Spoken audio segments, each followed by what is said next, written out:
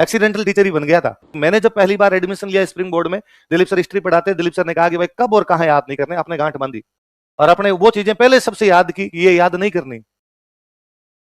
ये तो कम पढ़े यार, वैसे इतना कचरा पढ़ना है, इसमें क्या एक्सक्लूड किया जा सकता है वो तो अलग करे कम से कम।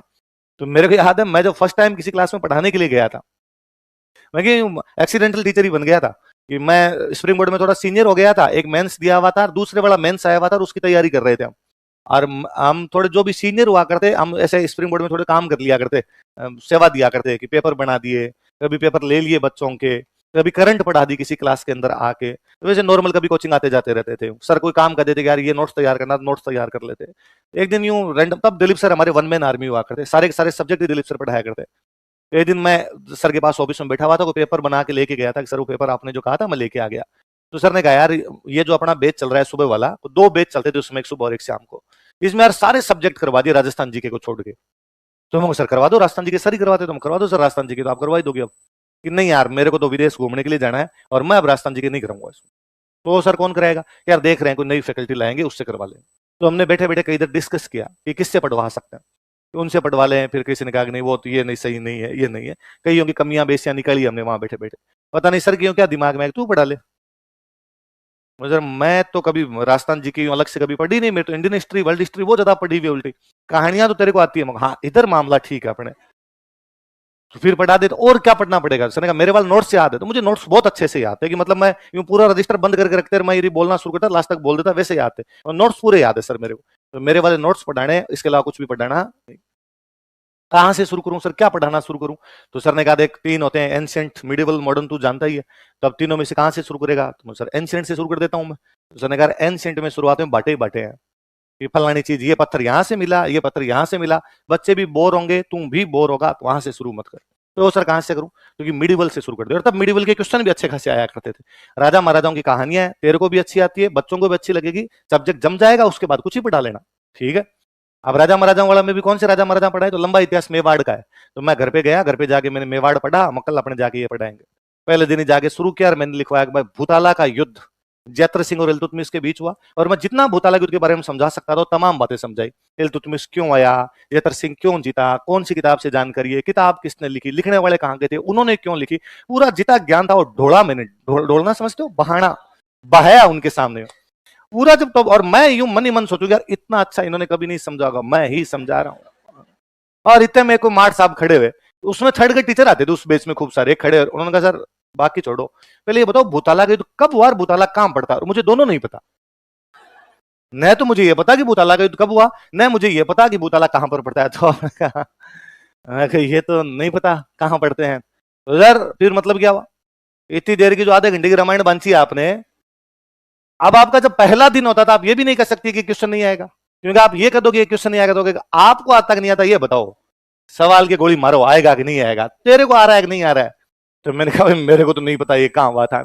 एक को दूसरे और थर्ड के टीचर उसमें बैठे थे, उन्होंने मेरी इज्जत बचाई, वो खड़े और उन्होंने कहा सर भूताला है ना नागदा के पास में पड़ता है। तो नागदा, मैंने थोड़ी देर पहले बोला था कि नागदा उदयपुर में राजधानी थी, मैंने नागदा के पास में, फिर भूताला भी कहां पर होगा, उदयपुर। मैं उदयपुर में लिख लो। इधर मार साहब वापस कहा कब, तो मैंने कहा पुनः उन मास्टर जी की तरफ देखा, मेरे को चीर हरण सांवरिया जी बचाए और तो कौन बचाए अब। तो मार साहब ने वापस, वो मार साहब बड़े सिंसियर धीर गंभीर व्यक्ति, उन्होंने कहा सर ये युद्ध 1222 से 1234 के बीच हुआ था, इतिहासकार अभी तक इस पर एक मत नहीं है कि कब हुआ था, एग्जैक्टली कब हुआ था ऐसा कोई भी नहीं है, पर ऐसा मानते हैं कि 1222 से 1234 के बीच हुआ होगा। तो मैंने कहा कि भाई 1222 से 1234 के बीच हुआ था। वो मार साहब जो सवाल पूछ रहे उन्होंने वापस कहा कि सवाल आ जाए तो ये थोड़ी बताएंगे 22 से 34 के बीच हुआ था, एक बताओ। तो मैंने कहा 1234 में हुआ था। तो सर कैसे आप 1234 कैसे कह सकते हैं, मगर जब इतिहासकार एक मत नहीं हो पाए तो अपने एक मत होने की आवश्यकता नहीं है। पर मेरे को 1234 अच्छा लगा क्योंकि याद इजी हो जाएगा, 1 2 3 4 भाई 1234 1 2 3 4 याद इजी हो जाएगा, तो तुम्हारे थोड़ा ठीक रहेगा। अपने कई साल तक उसको 1234 लिखवाया, मेरी आत्मा अंदर से कहती थी ऐसा नहीं है, पर फिर भी मैं लिखाता था कि मेरा वो पहला दूसरा दिन ही होता, मिडिवल से शुरू करते हैं, जब तक मिडिवल क्वेश्चन, अब क्वेश्चन आने कम हो गए तो अपने थोड़ा उसको बाद में पढ़ लेते हैं, पहले जिनमें क्वेश्चन ज्यादा आते हैं वो पढ़ ले। मेरी आत्मा चीख चीख कहती कि तू गलत लिखवा रहा है, और ऐसा नहीं हुआ था। पर मुझे पता था कि मैंने यदि कह दिया नहीं हुआ है तो इनमें से कोई ना कोई कपड़े फाड़ेगा, यदि इसमें राजी। और फिर मैं इस बात को बहुत अच्छे से जानता था कि क्वेश्चन कभी नहीं आएगा भूताला युद्ध कब हुआ, इसलिए बच्चों का ये कभी गलत नहीं होगा। तो कोई बात नहीं, याद 1234 याद होता तो 1234 याद होने दो।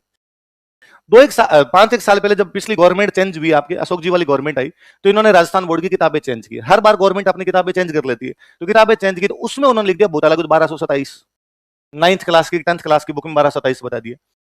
अब की बार मैं क्लास में गया, आपने कहा लिखो भूताला कुछ 1227। स्टूडेंट घर पे गया, घर पे उसका कोई सीनियर मिला होगा, उस सीनियर को उसने कोई बातचीत होगी भूताला युद्ध का, उसने कहा 1227, वो लड़ लिया कि नहीं 2 एक साल पहले जो 34 में हो रहा था तुम्हारे टाइम में चेंज हुआ। अरे तो नहीं हो सकता, हमें राजू सर ने 34 बताया था। अब दूसरे दिन वो कपड़े फाड़ने तैयार हो गया, उसने कहा सर ये आपने 1227 कैसे बता दिया, तो 1234 में हुआ था। तेरे क्या पता 1234 में हुआ था, ये आपने पहले लिखवाया था। पहले मेरी वाली बात मानी थी, हाँ तो अभी मान। पहले मेरे हिसाब से 34 में हो रहा था, आजकल सरकार थोड़ा थोड़ा इधर है। नया रिसर्च वार कब हुआ है, मैं दोनों बार जानता था कि ना 27 आएगा ना 34 आएगा, इसलिए याद भी करने की आवश्यकता नहीं, इसलिए लिखवा दिया जाए कि बच्चों का जीव रहे। इसलिए कब और कहां के सवाल कभी नहीं पूछे जाते। मैं ये नहीं कतई नहीं कहूंगा आपको, मैं फिर भी लिखवाऊंगा आपको, सारी लिखवाऊंगा। सन इसलिए दिमाग में रहना चाहिए कि क्रोनोलॉजी सेट करते हैं, पहले क्या बाद में क्या इसके बाद क्या। पर यदि कोई याद नहीं हुआ ना, उसकी गहराई में जाने की कतई आवश्यकता नहीं। आपसे कभी कोई नहीं पूछेगा कि ये जगह कहां पड़ती है।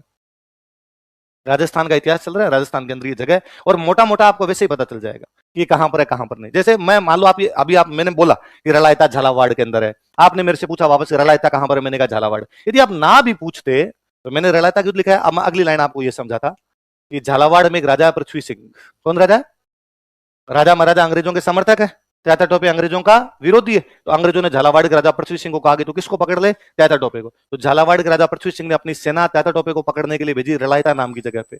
अब झालावाड़ का राजा त्याता टोपे को पकड़ने के लिए रलायता में सेना भेज रहा है, तो अधिकतम संभावना यह है ना रलायता झालावाड़ में है ना। तो ये भी नहीं कि हम उसके आसपास ही नहीं पहुंच पाएंगे, एक दो लाइनों के अंदर उनके आंसर मिल ही जाते हैं, वैसे मिल जाते हैं। ये बताने का मेरा केवल इतना सा था कि आप ध्यान रखें कि इन पे एनर्जी वेस्ट ना करें।